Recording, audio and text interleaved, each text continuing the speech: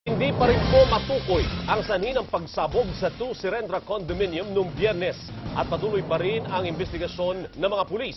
Umapila naman ng tulong ang mga naulilang pamilya ng mga biktima. Napapatrol, Jeff Canoy. Sa mga ganitong araw, abala na raw si Lilibeth. Umuuwi raw kasi ang asawa niyang si Salimar tuwing Martes para sa day off nito.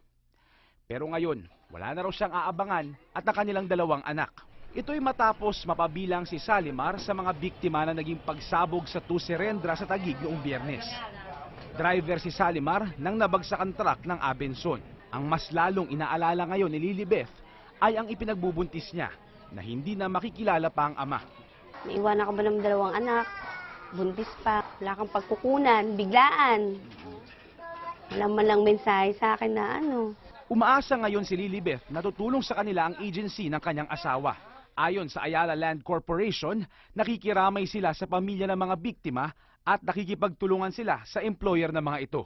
Bukod sa tulong, hinahanap din ng mga pamilya ng mga biktima ang sagot kung ano talaga ang naging dahilan sa pagsabog. Paano raw sila muling makapagsisimula kung hindi para tutuldukan ang mismong investigasyon.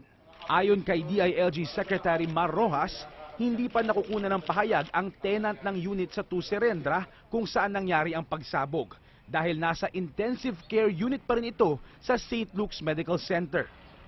Patuloy din ang pagsusuri ngayon sa gusali at sa mga pipeline at pagkuha ng mga salaysay ng mga taga roon at mga nakakita.